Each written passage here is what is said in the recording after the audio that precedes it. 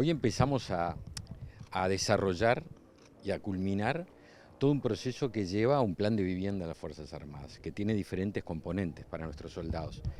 Estas 15 viviendas ya están construidas 10 y se van a construir otras 5 en pocas semanas.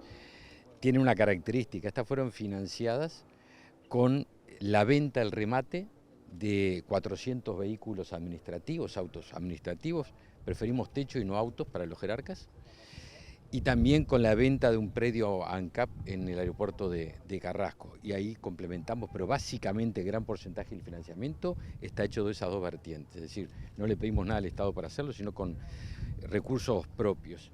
Y al mismo tiempo es parte de un plan que involucra a estas 15 viviendas, en torno de 20 viviendas que van a estar en la zona también fruto del pasaje de el BPS a la Agencia de Vivienda y de la Agencia de Viviendas a un convenio que va a hacer con el Ministerio de Defensa, y también a un trabajo que hizo muy bien nuestros servicios, tanto el Servicio Social del Ministerio como la Dirección de Servicios de las Fuerzas Armadas, donde un fondo de vivienda del entorno de los 20 millones de dólares con el Ministerio de Vivienda.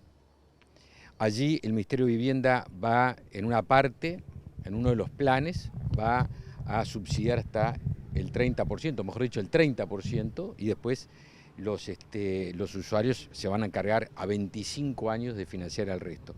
Y como le decía, hay un fondo de viviendas del Ministerio recientemente aprobado por el Parlamento que va a servir para continuar este plan e incluso para canastas de materiales, para refacción. Es decir, hay un impulso a la vivienda, un área que tiene mucha prioridad, mucha jerarquía para cualquier persona, y en nuestros soldados que provienen de los sectores más humildes de la sociedad, obviamente que sin duda. Es un déficit importante que tienen las Fuerzas Armadas, el personal subalterno con respecto al tema de las viviendas. Primero, algo que es histórico. El Ministerio de Defensa no tenía un fondo de vivienda, sí tenía, por ejemplo, el Ministerio del Interior.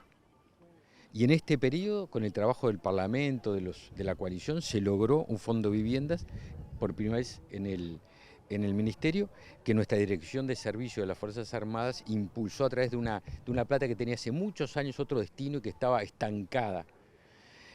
Aparecía en la computadora pero no se usaba para nada. Bueno, lo vamos a usar para vivienda.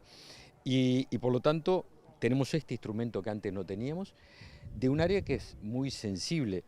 Yo le voy a dar un dato nomás, y perdón por el juego de memoria.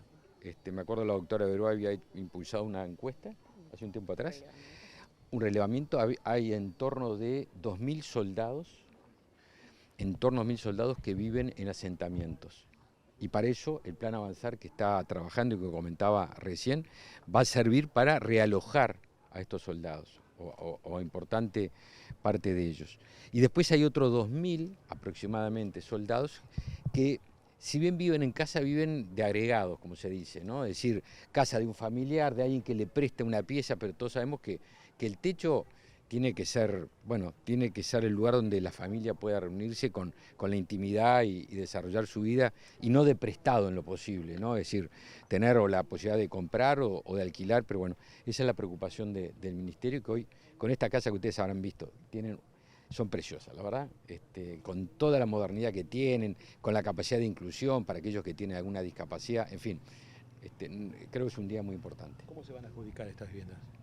Rosana, se van a adjudicar, para estas 15 viviendas ya hay 54 familias anotadas, y la adjudicación entre las tres fuerzas, se van a repartir entre las tres fuerzas, y el sistema, digamos, de adjudicación busca no ser por sorteo, porque si fuera por sorteo termina siendo injusto. Vamos a empezar priorizando a quienes tienen más prioridad. Por ejemplo, hogares donde hay una mujer a cargo de sus hijos sola, ¿no? Que obviamente tiene una prioridad frente a aquellos que tienen otras posibilidades, o que haya un soldado, un hogar monoparental, o que haya un soldado a cargo de sus hijos solo, ¿no? Hay todo un sistema de adjudicaciones que busca ser muy, muy justo y en buena medida no tratar a todos igual, porque cuando uno trata a todos igual termina siendo injusto. Hay que tratar desigual a los desiguales.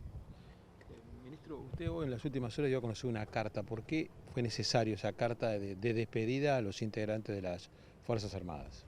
Porque aprendí de chiquito en mi casa que hay que ser agradecido en la vida. Y yo tengo un enorme agradecimiento para las Fuerzas Armadas. lo puse en la carta. Y cuando digo la Fuerza Armada, digo como puse en ella a soldados de toda la jerarquía, del más humilde de los soldados al comandante en jefe de la fuerza, los comandantes en jefe de las fuerzas. Y soy agradecido porque en estos 4 años pasamos muchas circunstancias difíciles. Empezamos con la pandemia, después tuvimos la sequía, la crisis hídrica, el frío polar, la instauración de la política de fronteras, en fin, por nombrar algunas. Y siempre en primer lugar estuvieron los soldados tendiendo su mano y su esfuerzo con una enorme lealtad institucional. Entonces, no solo me siento agradecido, que creo que cualquier ser humano de bien tiene que tener en la vida, saber que por más que tenga una jerarquía, una responsabilidad, sin los demás no se hace nada, sino que aparte quería transmitirles el honor y el orgullo que significa para mí haber sido ministro de Defensa Nacional y haber tenido a los soldados, vuelvo a reiterarlo, siempre dispuestos a estar cerca de los uruguayos. Ministro, ¿cómo caen los dichos del senador Manini en cuanto a lo que planteó el PIT-CNT? Se vincula incluso la palabra de las Fuerzas Armadas. Usted todavía es titular de defensa. ¿Cómo lo analizan? Yo puedo hablar de las Fuerzas Armadas de hoy, las que conozco y las que conduzco. Y las Fuerzas Armadas de hoy son absolutamente leales a la democracia, leales a las instituciones, leales a la Constitución y a la ley. ¿Usted cree que hay instituciones antidemocráticas en nuestro país? El senador Manini Ríos decía que hay instituciones y que el freno para que éstas avancen es las Fuerzas Armadas. Y entre estas instituciones nombraba al PIT-CNT. Por eso la repercusión que tuvo a nivel informativo, ¿no? Yo fui militante gremial antes que dirigente político. Provengo de la militancia gremial universitaria y tengo enorme respeto por la militancia sindical y gremial. Muchas veces discrepo, pero creo que es parte esencial de la democracia tener la riqueza de discutir, de debatir, de discrepar y de acordar también. Y por suerte en Uruguay tenemos una democracia sólida, tan sólida, que hace muy pocos días atrás uno de los principales medios del mundo, The Economist, dijo que era la democracia más sólida y más fuerte de América Latina. Así que creo que todos, cuando digo todos, ustedes, nosotros, todos debemos estar muy orgullosos del país que tenemos. ¿No ayudan esos dichos de Manini? Lo que acabo de decir, El PIT-CNT pidió que pidieran disculpas públicas, Manini. ¿Usted coincide? De lo que acabo de decir se desprende lo que pienso.